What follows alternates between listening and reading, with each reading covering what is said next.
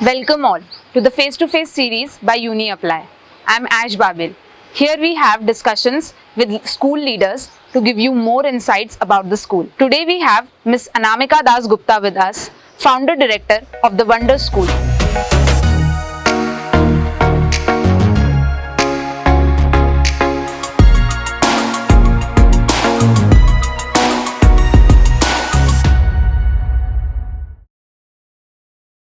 Ma'am, we have just seen the campus and it is really beautiful and unique. I would like you to explain us that what is different and how you are taking it forward with this concept. See, I think one of the biggest USPs or uniquenesses is that this campus is a 1 acre green campus only for primary children. Okay. And so where preschools and primary schools are used to being hosted in little bungalows and little flats and all that, here we have literally like a 1 acre huge space, and children are just free to run around, roam about. There's a lot of activities that happen here, and at the same time, while it is open and while it is vast, but it is 100% secure. So we wanted to create a space that is open, full of possibilities, full of a lot of fun, but at the same time it is safe and secure, completely access controlled. See, we didn't want we want children to feel like the school is their own. Yes. This is something that unfortunately we have just lost this, right? Children are now cooped up inside houses, even when they go down into, to their society playgrounds, to all that. As adults, we are always fearful about their safety. And while it is good that as adults we are taking care of them, but I think it really, it reduces the possibilities in a child's mind. And it's not good to bring up a child with a feeling that you have to mistrust the world and watch out for everything. You need to have a space where you can just be yourself. You know that there are trusted adults here. Everybody is watching out for me. Everybody is taking care of me. And that's what we wanted to do with this campus. Okay. I think it's important that that you instill confidence in a child. You instill independence, and I think for us one of the biggest uniquenesses is that our families, our children, the parents who bring their children here, they believe in bringing up children with a sense of abundance. And not a sense of fear and scarcity. As an IB school, I think the difference between an IB and a CBSE and a Cambridge school and all of that, the topics that you teach are more or less the same, right? Because at the end of the day, that whichever school you are and whatever affiliation you have, by the time by the time the child is crossing class 10, it's your commitment to parents that the child will sort of have covered these subjects and these topics. So it doesn't matter which board you're following, that doesn't change the topics. Correct. But what it does change is the how. So how an IB school teaches, on top of that, how we as an IB school teach is very different from how another school might teach. And I think that's what we focused on, and that is why our teachers are very carefully handpicked from schools and backgrounds where they have had experience in teaching multicultural classrooms, bringing in stress-free learning.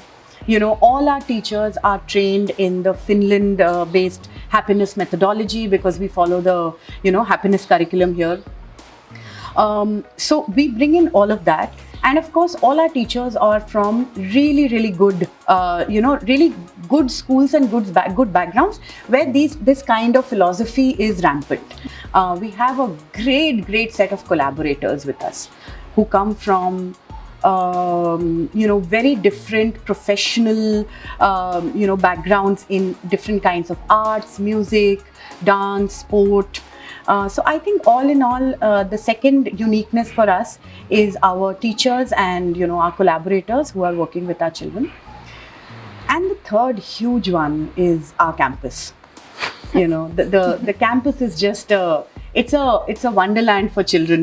Agreed. They come in here and. We wanted to create a space where, and a lot of people ask me what is the vision of the school, right? And I know you will probably ask me the same at some point. So I can tell you what is the vision in big words, and it's there on our website and all that. But if I were to tell you in a single line, our vision is to make children fall in love with school. I've had parents calling me on Friday afternoon and telling me, can you please talk to my child and tell them that school is closed tomorrow. Oh. It's not that I'm not sending him, school is closed. So I've had I've had to talk to children and tell them, we need a rest. So, can we take a rest for a little time? Yeah, you can. When are you coming back? Can I come to school on Sunday? So they really want to be here in the campus. Yeah. And I think the reason why they want to be here is because they feel like they own this campus. Right. We haven't boxed children into saying that you are in lower KG, so you will only be in this class. You are in grade 2, so you will only be in this class. You are in grade 6, so you will be in this. We haven't boxed them up. They are disciplined. They know where they need to go at what time. Right. They know how much they have to be accountable to their teachers for what assignments. But at the same time, they also know that this school belongs to us. Right. The school belongs to all our children first before it belongs to any of the adults. So the vision is more, everything is related to children, that they should be free here and they should always come back to school. They should love to come back to school. I think that we need structure, because at the end of the day, if our commitment is that children should learn something, they should reach a certain level of proficiency and competency in different subjects. That's, as a school, it's our commitment to our parent community, right? That their children should reach that point of proficiency. And children really own the school. I mean, if you've seen the staircase in the student commons, I've seen that. Yeah, that's a project that's completely done by the kids. Amazing. It's beautiful. Yeah, it is. I mean, of course, the book titles is something that I didn't agree with, because I don't believe that children should read Diary of a Wimpy Kid. It's a terrible book. but anyway, so they brought that in, and there's a lot of, this place that we're sitting here, this is conceptualized by one of our children. So open library is totally a new concept that I have seen, and I think it's a very interactive concept to have. Yes. We in fact have our storytelling classes here as well. Okay. On any given day, you will find a few children just sprawled out, reading a book here. There's a lot of peer teaching that happens. Okay. Our children teach each other. There's a lot of individual activities that they do, for which they have a teacher mentor. The teacher mentor can be someone who's an existing teacher, or it can be an expert, like an industry expert from outside. So this space gets used a lot for all that. It's a happy campus, I can say. Oh, it's a very happy campus. It's a very happy campus. Children love being here. We find it tough to send them back sometimes. No, which is why our growth plans are that we will have, whenever we grow the campus to our next campus, we want to have not more than 100 children in one campus. Okay. Because anything more than that, children feel crowded out, Right. So one campus, 100 kids, and then we want to eventually build our own residential high school, and I think... I really want to see that what a happening place it will be. Yeah, me too. Ma'am, what are your thoughts on adaptation of technology and adapting technology as a whole for the school? First of all, I think, as adults, we need to understand that technology is now no longer a nice to have.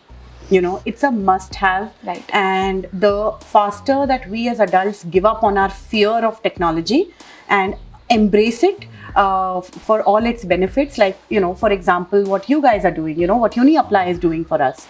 I think it's amazing that, sitting here in this campus as an educationist, I don't have to worry about marketing and sending my word out, and even for a parent, I'm a parent too. And for me to be able to just, log in to a simple app on my phone and be able to get all that I need to know about all the possible schools, I think, this activity any time before would have taken nothing less than a month Right. And going on your bike and looking for parking and going inside and asking for brochures and paying for those brochures. It's crazy, And I Right. think services like UniApply has it has really, really revolutionized the process of of admission seeking, and it has made it so transparent. Right. So you can and now schools don't really have to worry about showcasing and this that. I mean, we can just be honest educationists, Right. and parents would know about us for what we are. So I think technology is an extremely, extremely important element of all our lives. Right. And technology is a very key part of our children's educational journey as well. So firstly, we call ourselves not a bookless school, but a school that is not limited by books alone. Okay. So for any subject, we follow all kinds of books from all, curriculums, whether it's a CBSE book or an ICSE book or an IB book or an IGCSE book or even a state board book, we take up a lot of our material from the internet. There is a whole lot of YouTube channels which help us with, with building material. I think that we have to understand as adults and as educators that our job is no longer to give the knowledge to the child. Right. Because the child has access to better knowledge than us, much faster than us, because, children can reach, are way better at getting to that information. I think our role changes as people who help children contextualize that knowledge, make sense of it, understand what is right and wrong, and make value judgments and moral judgments around it. Right. So for that, we can't reject technology. We first have to understand what our own views about it is. Correct. So technology is a very, very important part of everything that we do here. We are a fully sustainable school.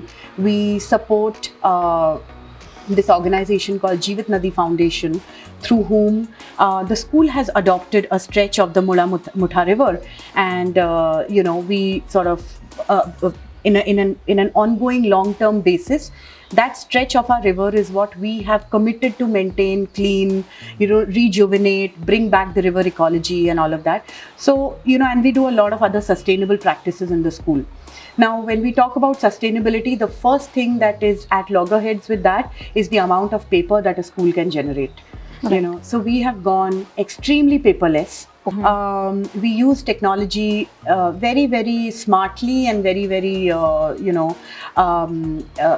intently throughout our learning process and our entire experience over here. In fact, the children are now also working on a podcast. They're working on their own. We have a tinkering lab right here. And, when they record the podcast, one of the things that they came up with was, we don't have lights. And how do we, because the lights that you guys use for the cameras are very expensive. So now they have created, they went online and they sort of, I think they spoke to someone or, interacted with other kids from different places. They came up with a wonderful idea where they are using some aluminium foil and a normal mobile torchlight, and they're creating really, really professional videos. So yeah, I mean, technology is amazing.